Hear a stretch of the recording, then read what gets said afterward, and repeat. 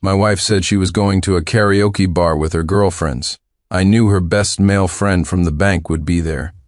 I didn't go to crash the party. I just slipped the manager $2,000 to switch their private room security camera feed to the main screen in the lobby. When the image of my wife and that man locked in a passionate kiss flashed across the giant screen, I picked up a microphone. This song is for my wife and the gentleman next to her. I wish you a happy breakup. The moment the waiters kicked down the door to their room, the deafeningly cheerful song drowned out their screams. The next day, the director of her lover's bank called him. "You're fired." The video had already gone viral throughout the entire financial district. That call my wife Victoria Vaughn made before she left. The scent of her perfume was so strong I could smell it through the phone. She said it so casually, just going out with Vivian and the girls to the siren's call. "We'll sing for a bit, so I'll be back late, honey." Vivian. I let out a cold laugh in my mind, my nails digging into my palms. Her best male friend, Ethan Montgomery, worked at that damn bank. Victoria mentioned his name more often than she mentioned mine, her actual husband. The siren's call. What a sleazy name. Fine, let them sing. I'd make sure they had a performance they'd never forget. Crashing their party would be too low class. I clutched the $2,000 in fresh bills I'd just withdrawn from the ATM, the smell of ink still on them, and headed straight for the siren's call. The place was a gaudy explosion of gold and glitter, the thumping music hitting my chest like a fist. I immediately spotted him, a tall, thin man in a black suit with a manager name tag, Mr. Walsh. I pulled him into a shadowed corner, my voice lower than the background drumbeat. I slipped the stack of bills into his inner suit pocket with the speed of a magician. His expression was a masterpiece, shifting from shock to confusion, and finally settling on a greasy, all-knowing smirk. He subconsciously patted the pocket. "Hey pal, do me a favor." I leaned in close, the smell of tobacco and my cheap aftershave hitting him full in the face. "Very important person room 888. I want that room's camera feed on the main lobby screen. Right now, just for 10 minutes. His Adam's apple bobbed. His eyes darted toward the massive LED screen in the distance, which was currently playing a boring music video of models in bikinis. $2,000 was clearly worth just a little more than his professional ethics. He licked his lips and forced a smile uglier than a grimace. "Buddy, that's a bit risky. Make it another $500 in cash and you've got a deal. It's done." "Get it done for me now," I added, my voice as cold as ice. He hesitated for less than 3 seconds before nodding in resignation. He pulled out his walkie-talkie, turned his back and mumbled into it. "Done." I clapped him on the shoulder, a little harder than necessary, and walked toward a corner of the lobby. My 3 best friends, Barry, Archie, and Lawrence, were already waiting for me at the booth I'd booked. A few token beers sat on the table. Barry shot me a conspiratorial wink, while Archie's face was alight with the thrill of anticipated drama. Lawrence White was the calmest, as always, merely raising his beer glass to me in a silent toast. I slid into the booth, my back ramrod straight, my eyes glued to the giant screen. The scantily clad models were still writhing on screen, the pool water shimmering. Every second that ticked by felt like a dull knife sawing through my flesh. Barry couldn't take it anymore. He leaned in, whispering, sincere, "You sure this is gonna work? Is that son of a bitch really in there?" I didn't answer, just kept staring at the screen, my fingers drumming unconsciously against the cold glass of my beer. My heart hammered against my ribs. Suddenly, the screen went black. A moment later, it flickered to life with a burst of distorted colors and static before snapping into sharp focus. An invisible hand seemed to seize the entire noisy lobby by the throat. The music was still blasting, but the cacophony of human chatter vanished as if sucked away by a receding tide. Hundreds of eyes, shocked, curious, and gleefully expectant, snapped to the giant screen. On it was the scene from Very Important Person Room 888, so clear you could count the sunflower seeds in the fruit platter on the coffee table. Front and center was Victoria, my wife. She was wearing the cream-colored lace dress I'd spent half a month's salary on. Now the collar was wrinkled and askew. She was practically draped over another man, her arms wrapped tightly around his neck like a vine. And that man, Ethan Montgomery, had lost all of his banker boy composure. His meticulously styled hair was a mess, and his glasses were perched crookedly on his nose. One of his hands was wrapped around Victoria's waist, the other pressed against the back of her head. They were stuck together like magnets, their lips crushing against each other with a ferocity that suggested they were about to devour one another. In the background, a few blurry figures, presumably Victoria's so-called best friends, were frozen in place, their expressions blank as if petrified. The table was a disaster of beer cans and fruit peels. The lobby was so quiet you could hear a pin drop, the only sound being the incongruously upbeat background music. The beer bottle in Barry's hand fell with a dull thud onto the thick carpet. His mouth was hanging open wide enough to fit an egg. Archie had dropped a handful of peanuts all over the floor. Lawrence's brow furrowed, his eyes sharp as daggers. Countless gazes shifted from the screen and began to scan the room, quickly zeroing in on our booth. Whispers started to ripple through the crowd. "Holy shit, this is intense. Look, that guy must be the wronged husband, damn. Catching him live like this, that's next level. Who's the woman? She's got a nice figure, but terrible judgment." Those words, those looks, they pricked at me like fiery needles, but I felt no pain. A current of energy shot from the soles of my feet to the top of my head, making my blood boil and my fingertips go numb. All the rage, humiliation, and the searing pain of betrayal were magnified infinitely by that high-definition image, then compressed by the silent, gawking audience into a bomb about to detonate inside my chest. I shot to my feet. The screech of my chair leg scraping against the floor was deafening in the sudden quiet. Every eye in the place swiveled from the screen to me. I stormed to the front desk and snatched the wireless karaoke microphone that controlled the entire club's sound system. A wave of cold determination washed over me. I took a deep breath, and then, with every ounce of strength I had, I unleashed all my humiliation, my fury, and my destructive impulse into the microphone. "Hey!" A massive shriek of feedback tore through the air, making everyone flinch. The club's speakers whined. "Everyone shut the hell up." My voice, amplified to its maximum, exploded through the lobby, drowning out the music and all remaining chatter. The murmuring crowd was instantly silenced. The only sound was my own ragged breathing echoing in the dead quiet. I raised my hand and pointed at the giant screen, my finger trembling with the force of my anger. It was aimed squarely at the two filthy animals still wrapped around each other. "This song," my voice was a blade of tempered steel, cleaving the air, "is dedicated to my wife, Victoria Vaughn, and to the phony gentleman in the suit next to her, Mr. Ethan Montgomery from the bank." I practically spat out the last 4 words through gritted teeth. "I wish you a happy breakup, play it." I roared the last words. Instantly, the sound system erupted with the deafeningly cheerful intro to the song. The familiar melody of Happy Breakup, now laced with immense sarcasm and malice, flooded every corner of the lobby. At the exact moment I shouted, 2 waiters stationed near very important person room 888, as if on cue, slammed their feet into the heavy private room door. Bang! With a tremendous crash, the door that symbolized privacy and debauchery was violently, unceremoniously kicked wide open. The scene inside was instantly exposed. The harsh lobby light flooded in, illuminating several terrified, pale faces. The deafening strains of Happy Breakup from the lobby, mixed with the clamor of hundreds of spectators, surged through the broken doorway. The sound wave, carrying an icy, mocking chill, crashed over everyone inside the room. Time seemed to freeze. Ethan's expensive navy blue tie, which he'd passionately loosened moments before, now hung crookedly from his neck like a dead snake. His hand was still on Victoria's waist, but his entire body had gone rigid. The color drained from his face, leaving it a deathly white. His eyes, usually so shrewd and sophisticated behind the bank counter, were now wide with disbelief and the sheer terror of being publicly stripped bare.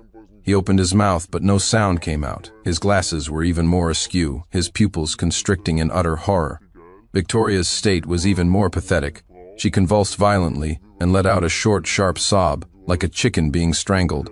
The flush of passion on her face moments ago had turned to a dead, ashen gray, her lips trembling into an ugly shade of bluish purple. Her arms, which had been wrapped around Ethan's neck, shot back as if electrocuted. She stumbled backward, her high heel twisting, and collapsed in a heap onto the sofa littered with beer cans and fruit peels. She looked up, her terrified gaze flying past the open door to the giant screen in the lobby. It was frozen on the grotesque image of her and Ethan's passionate kiss. And now, her own pathetic, crumpled form on the sofa. Victoria finally let out a piercing, off-key scream. She slapped her hands over her face, curled into a ball, and began to tremble uncontrollably. The expressions on the faces of her three best friends were a chaotic mess. The woman in the red dress, Vivian, had her mouth hanging open so wide you could fit a light bulb in it, her eyes bulging. The blonde, Daisy, dropped her microphone with a thud onto a bag of chips. The short-haired woman, Chloe, was simply frozen, a half-eaten slice of watermelon still in her hand, the juice dripping down her sequined dress onto the floor. The three of them stared like startled rabbits, their panicked eyes darting between the menacing waiters at the door, the dark sea of onlookers outside, the disgusting scene on the giant screen, and the collapsing forms of Victoria and the petrified Ethan on the sofa. They were paralyzed by pure, unadulterated fear, having forgotten even how to scream. I let out a sneer. Standing in the center of the roaring lobby, I watched the pale, terrified, and broken faces in that room, especially Victoria's world-shattering collapse and Ethan's banker boy facade being publicly flayed from his bones.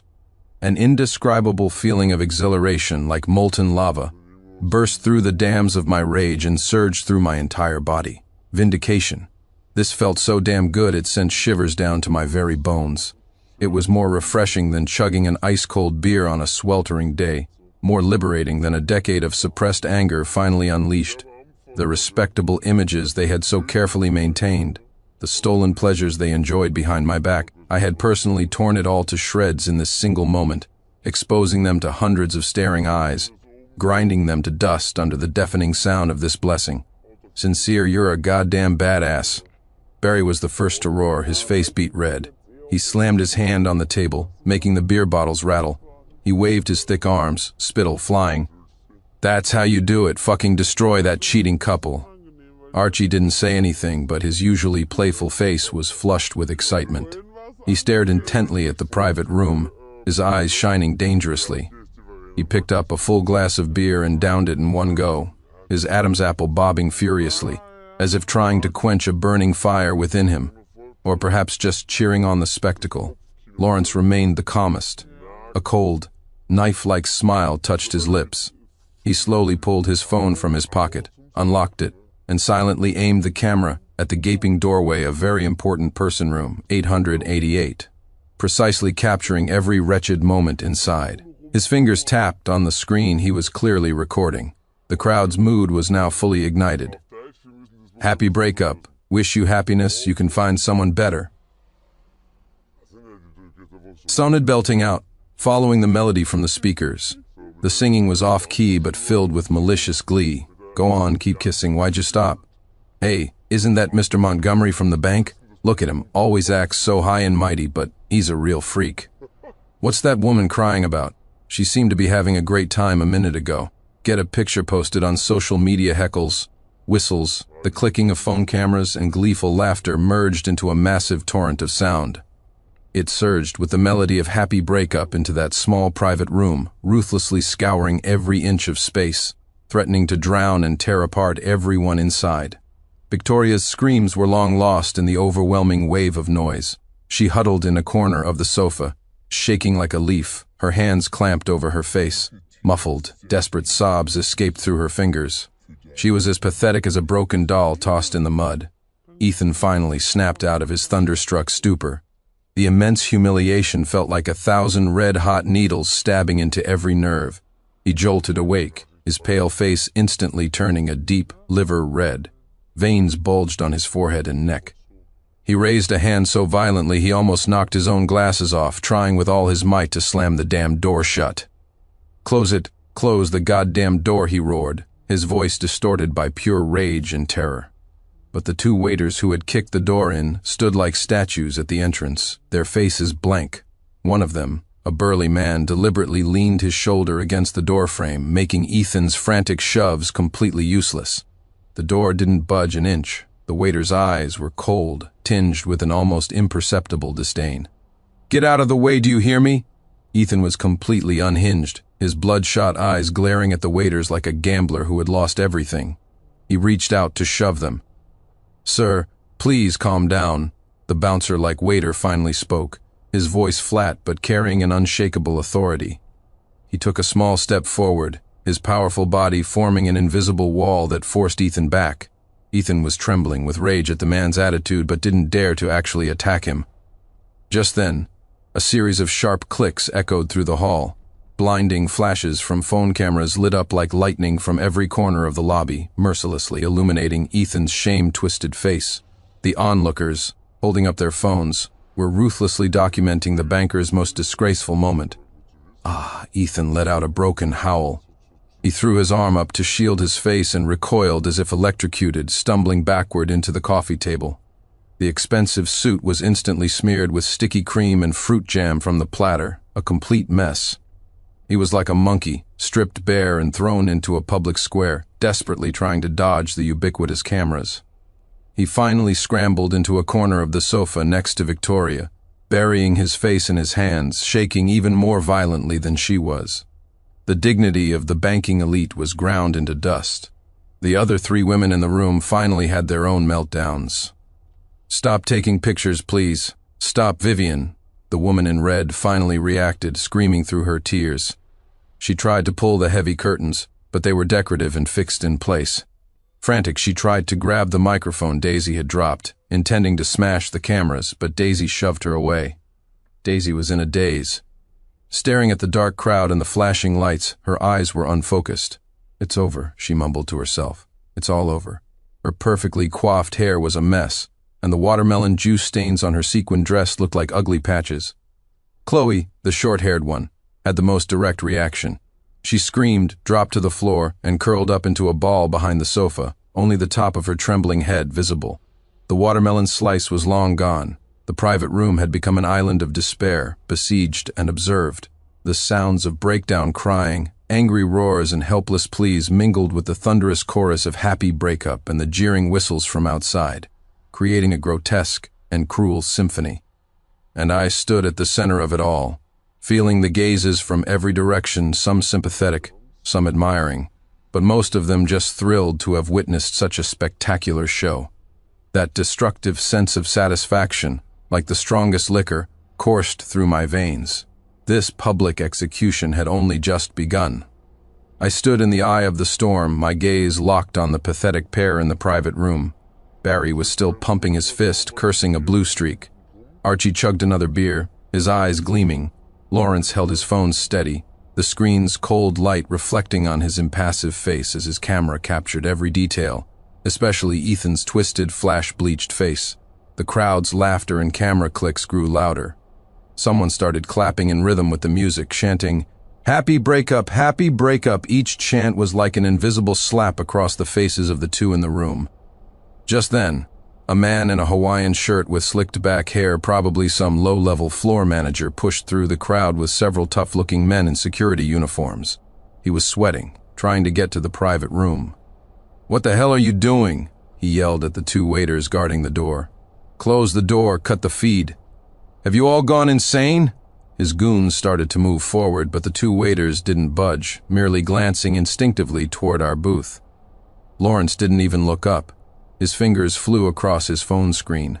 Almost instantly, the crisp ding of a message notification sounded from the Hawaiian-shirted manager's pocket. It was barely audible over the din, but it acted like a kill switch. He froze, fumbling for his phone. He only needed one look at the screen. The frantic urgency on his face solidified, replaced by an expression of utter disbelief and terror. He snapped his head up, his gaze shooting over the crowd directly to our booth, specifically to the nonchalant Lawrence. Lawrence simply gave a slight nod, his expression calm. The manager's face twitched violently, his eyes filled with a struggling, fearful respect.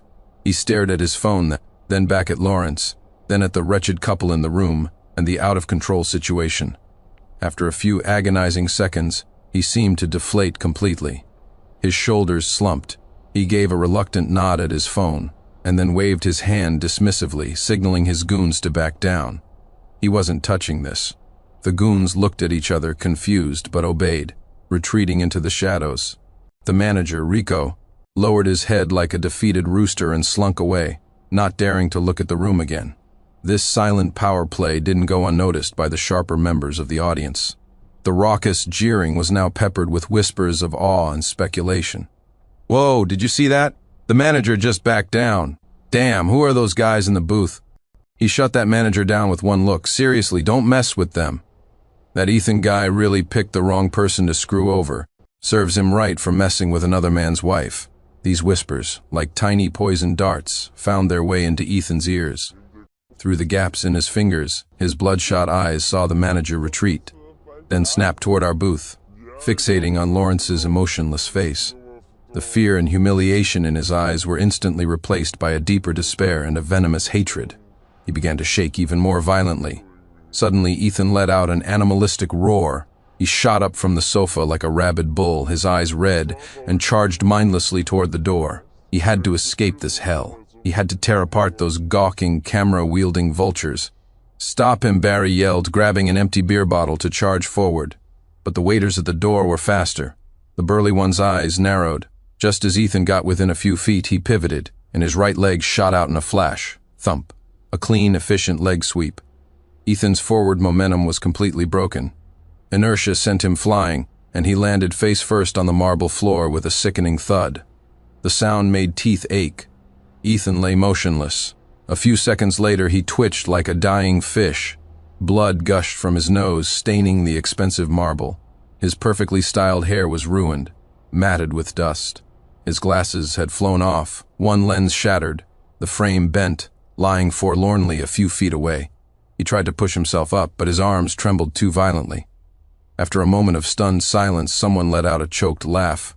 It was like lighting a fuse.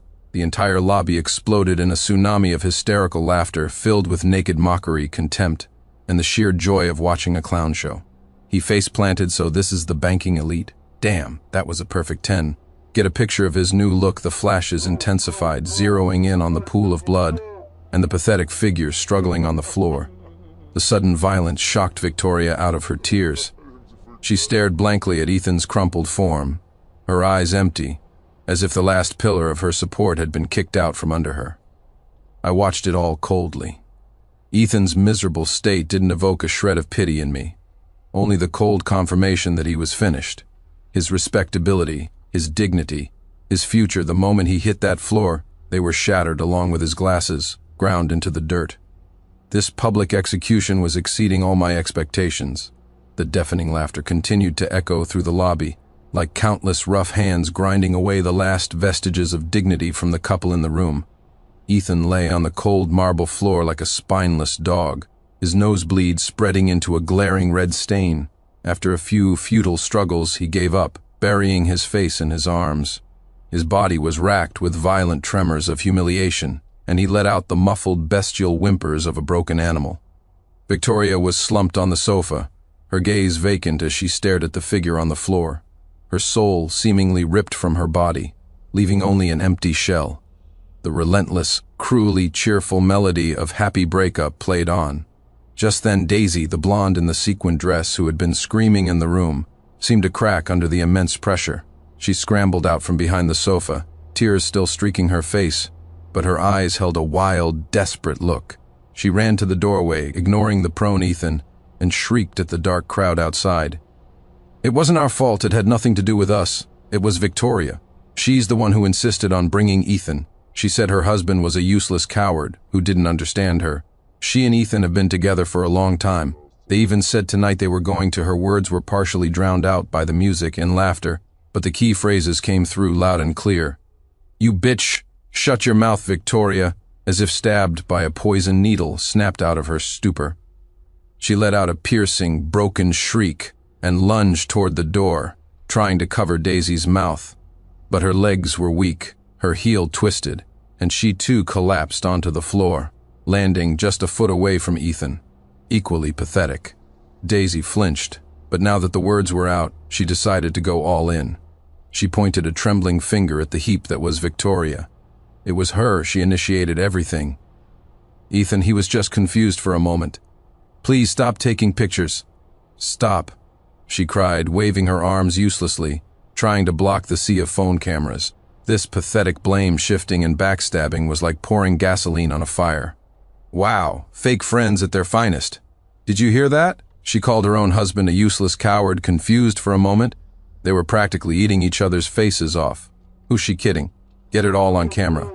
Let everyone see this filthy couple and their backstabbing friend. The torrent of insults, curses, and camera clicks grew even more ferocious. Flashes mercilessly illuminated Victoria's ashen, soulless face, Daisy's hysterical expression, and the back of Ethan's head, stained with blood and dust. Barry slapped his thigh. "Dog eat dog, this is brilliant, fucking brilliant." Archie was grinning, cracking open another beer. Lawrence still held his phone, the lens panning steadily from the motionless Ethan to the broken Victoria to the traitorous Daisy, finally settling on the two other ashen-faced women cowering behind the sofa. His fingers tapped the screen, clearly saving and sending something. I watched the farce unfold. Victoria's words, "useless coward," pricked my ears like an icicle but no longer stirred any emotion. The sight of traitors tearing each other apart only made the conclusion of this execution dirtier and therefore more perfect. The time was right. I picked up the heavy microphone again. The massive shriek of feedback once again silenced the chaos. The laughter and chatter died down as all eyes snapped back to me, filled with eager anticipation. I ignored them, my cold gaze locking onto the crumpled figure at the doorway. Ethan must have sensed my malevolent stare, because his body tensed violently, and he tried to bury his head even deeper. "Ethan Montgomery," my voice, amplified and utterly devoid of warmth, carried to every corner of the room. "Look at me." The figure on the floor froze. I said, "Look at me," I repeated, my tone heavier, each word a spike of ice hammering down under the weight of hundreds of stares and countless phone lenses. Painfully, slowly, Ethan lifted his heavy head. His face was a wreck. His nose was swollen, caked with half-dried blood and dust. His forehead was scraped raw from the fall. Without his glasses, his eyes were exposed, bloodshot. Pupils constricted in terror and shame, his gaze unfocused and lost, like a dying animal caught in a spotlight. The carefully crafted image of the banking elite was now nothing but a filthy, shattered ruin. The camera flashes went into a frenzy, documenting this historic moment. I looked at him, a humorless smile twisting my lips. My cold words carried through the microphone, delivered to his ears and to everyone else in the room. "Tomorrow morning, 9 o'clock, be at the bank entrance.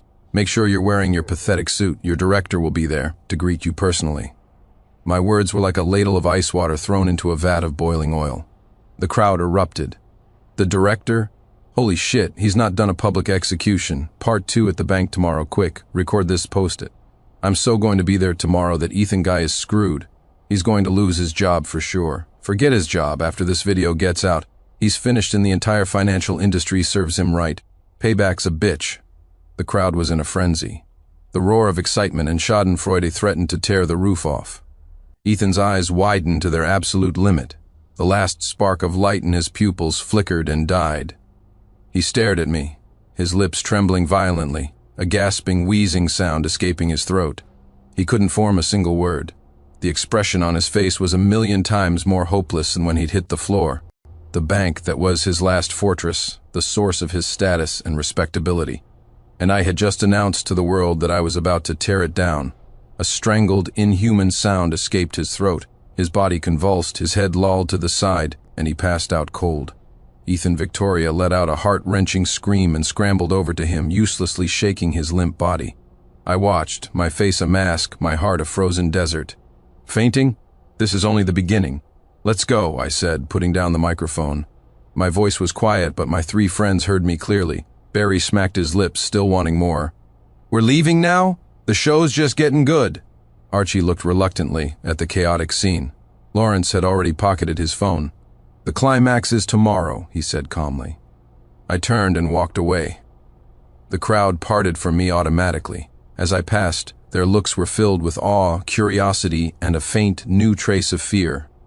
The four of us, like knights who had just slain a dragon, walked out of that roaring den of judgment with an aura of cold fury, never looking back. Behind us, we left Victoria's desperate, shattered sobs, the excited chatter of the onlookers, the lingering flashes of cameras, and the final, still cheerful, piercing notes of happy breakup. The night air, cool with the first hint of autumn, stung my hot face, bringing a sharp clarity. We got into the car and shut the doors. sealing out the last vestiges of that mad world. The silence inside was broken only by the low hum of the AC. Barry, in the passenger seat, was rubbing his hands together, the excitement still glowing on his face. "You're really going to the bank? You think that director will actually listen to us?" he asked, a note of disbelief in his voice. I didn't answer. I pulled out my phone, its light illuminating the dark car. I opened an encrypted folder. Inside were several documents. I swiped and opened one, a series of crystal-clear scans of a property contract, bank statements, and several damningly intimate photo screenshots. The recipient's email address was clearly visible, the official address for the internal disciplinary department of a major commercial bank in the city. The timestamp showed it was sent just before we left the karaoke bar. I turned the screen toward Barry. He leaned in, squinting. After a few seconds, his eyes grew wider and wider. He sucked in a sharp breath and slapped his thigh. "Holy shit, Sincere, you're a fucking genius. How did you get this? This son of a bitch was using client down payments to speculate on real estate. And with a female client, no less, this evidence is airtight. You're a legend." He was flushed with excitement. Archie and Lawrence leaned over to look. Archie let out a low whistle. Lawrence just nodded faintly, as if this was all part of the plan. "The director," I said, turning off the screen and plunging the car back into darkness, "is going to have a lot of messes to clean up tomorrow." I leaned back and closed my eyes, my voice filled with the exhaustion of taking out the trash, yet still bone-chillingly cold. The car started, merging smoothly into the city's river of traffic. The neon lights outside blurred past, a surreal, never-ending drama. The chaos of the karaoke bar was far behind us, but I knew another stage was already set, waiting for its star to arrive. The next morning, 8:50 a.m., downtown, outside the imposing glass facade of the bank building, which gleamed in the morning sun. It was the peak of rush hour. Well-dressed employees hurried past, swiping their cards to enter the revolving doors. On the sidewalk, several people who appeared to be waiting for cars or friends kept glancing not so subtly toward the bank entrance, their eyes alight with barely suppressed excitement. Barry, Archie, Lawrence, and I sat in a coffee shop directly across the street by the large plate glass window. Steaming cups of coffee sat untouched on the table. Our gazes were like four cold spears, piercing through the glass and locking onto the bank's massive entrance. At 8:58 a.m., a black Audi A6L pulled up smoothly to the curb. The driver quickly got out and jogged around to open the back door. A slightly overweight, middle-aged man in an expensive dark gray suit stepped out. His hair was impeccably styled, but his face was thunderous, so dark it looked like it might rain. He was Arthur Anderson, the director of this branch. Instead of going straight in as usual, he stood at the entrance as if waiting for someone, his sharp eyes scanning the surroundings. A grim-faced assistant stood behind him, clutching a tablet. The pedestrians waiting by the road instantly came to life. They subtly adjusted their positions, their phone cameras already aimed. The atmosphere grew taut. At 8:59 a.m., a taxi screeched to a halt at the corner. The door opened, and a man in a wrinkled suit, his hair a mess with several conspicuous bandages on his face, stumbled out. It was Ethan Montgomery. He looked like he hadn't slept at all. His eyes were sunken and bloodshot, his complexion a deathly gray. The suit that once symbolized his status was now as rumpled as a dish rag. He kept his head down, his steps unsteady like a soulless zombie walking on hot coals. He didn't dare look up, his eyes fixed on the small patch of ground in front of his feet. The onlookers held their breath. Every eye was on him.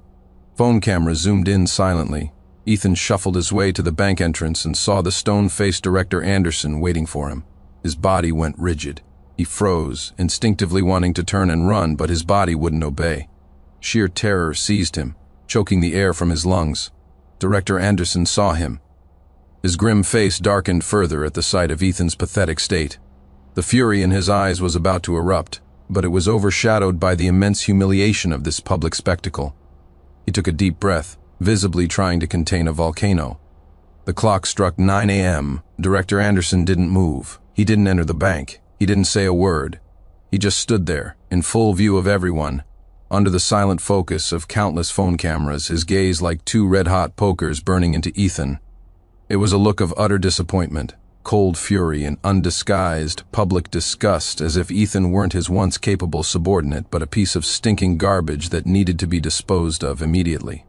This silent, public shaming from his ultimate superior was 100 times more brutal than any verbal lashing.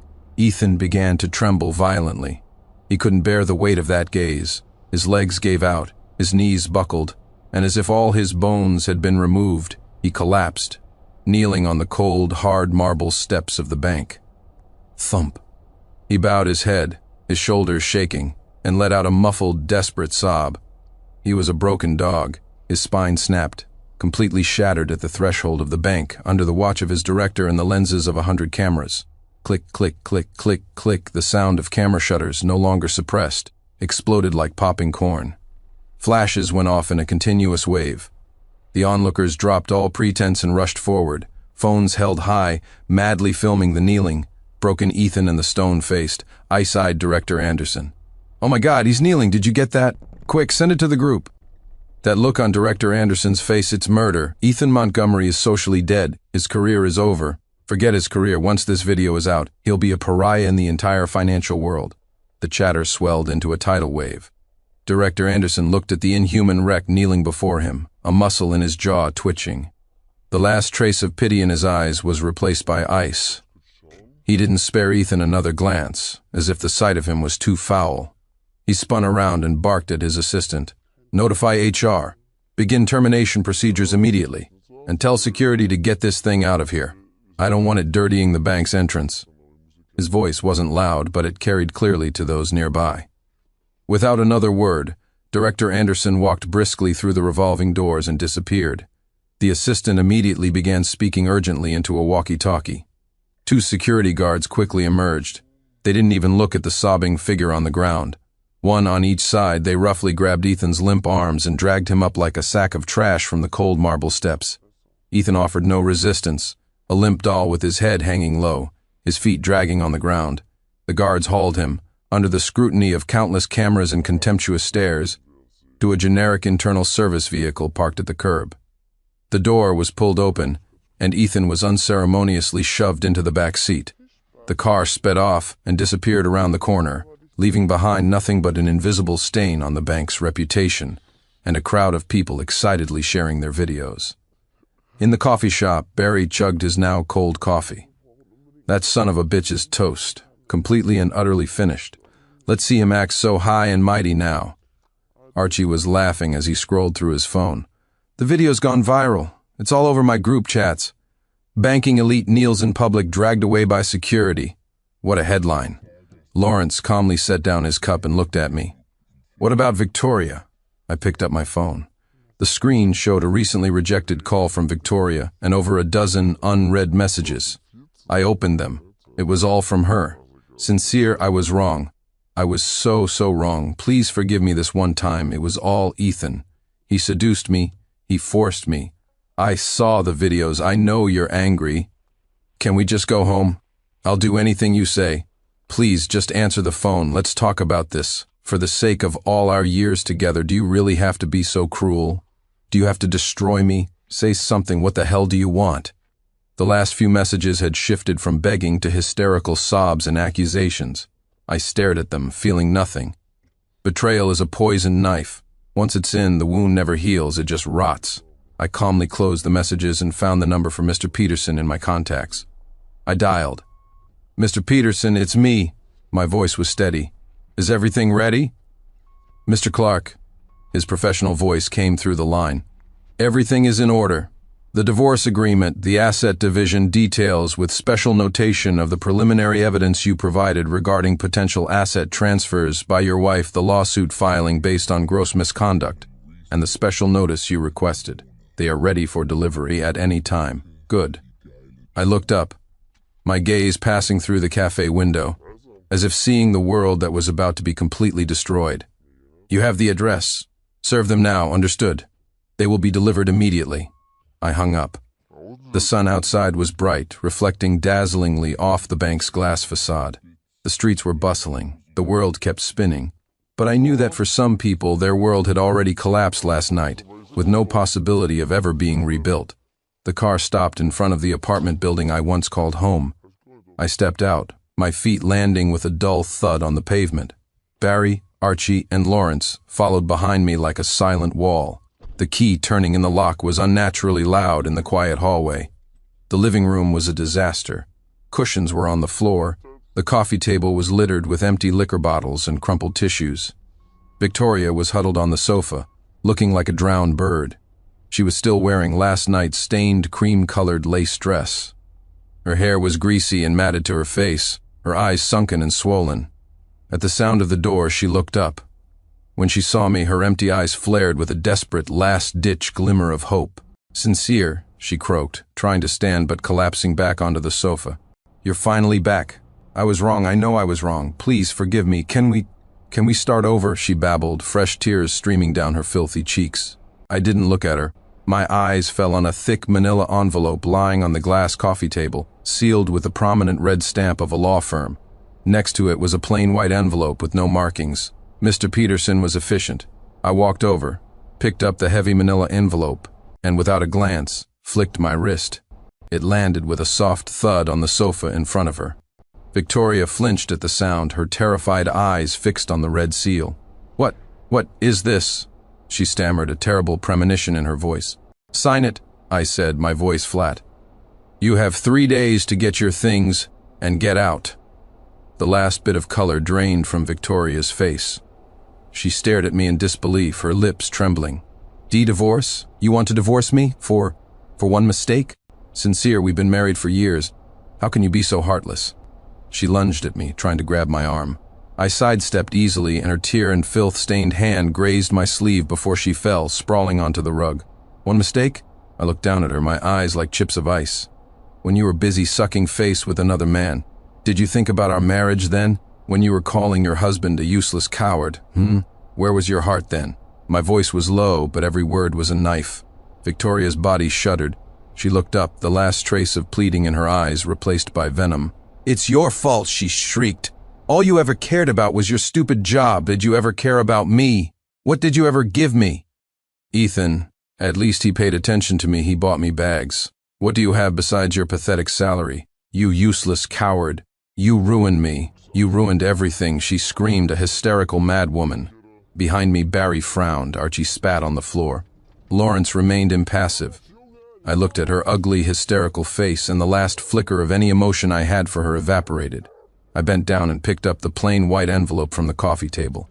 "You should look at this too." I tossed it on the floor in front of her like a dirty rag. Victoria's venomous tirade stopped abruptly. She stared at the envelope with a flicker of fear, then snatched it up with a trembling hand. She tore it open and pulled out a few sheets of paper. She only needed one look. Her entire body went rigid, her eyes locked on the pages, her pupils dilating in sheer terror and shock. No, this is impossible," she shrieked, her voice sharp enough to pierce eardrums, filled with apocalyptic despair. "It's fake. You forged this. You're framing me." She waved the papers around, completely unhinged. The papers were photocopies of bank records and transfer receipts. They clearly showed that over the last 6 months, multiple large sums of money had been moved from our joint account, and from a secret personal account of hers, into Ethan Montgomery's private account. The transaction notes were clearly labeled loan for property purchase, investment capital, and so on. The timeline and amounts corresponded disturbingly well with the money Ethan had embezzled from his client. While not direct proof of her involvement in the embezzlement, it was a clear, terrifying trail of breadcrumbs that would be more than enough for the bank and the police to start an investigation. If Ethan cracked under pressure, the consequences for her would be unthinkable. Forged? I looked at her collapsing, twisted face, a cold sneer on my lips. "You can take them to the police. Report me. Or," I paused, my voice a poison-tipped icicle, "you can wait for the Financial Crimes Unit to come knocking on your door with them." The papers slipped from Victoria's hand and scattered on the floor. It was as if her spine had been ripped out. She collapsed onto the rug, shaking like a leaf, her eyes vacant, filled with nothing but boundless terror and despair. All the venom and accusations were gone, replaced by the dying whimpers of a trapped animal. "Sign the papers and give them to Mr. Peterson. In 3 days, I don't want to see you or any of your things in this apartment ever again." I gave her one last look, the kind of look you give a speck of dirt you've just wiped from your life. Then I turned and walked away without a shred of hesitation. Sincere, you can't do this. You can't do this to me. I was wrong. I really was. Please, give me another chance. Behind me, I heard Victoria's heart-wrenching, incoherent screams and pleas, accompanied by the sound of her crawling uselessly across the rug. I didn't look back. Barry, Archie, and Lawrence followed me out. The heavy security door clicked shut behind us, sealing off her disgusting sobs and the suffocating stench of despair. In the hallway, sunlight streamed through the window, illuminating dust motes dancing in the air. I took a deep breath of the air that was finally free of her scent. It felt clean, cool in my lungs. From behind the door came the muffled thud of something being thrown against it, followed by the sound of Victoria's complete, utter, and final breakdown into soul-shattering wails.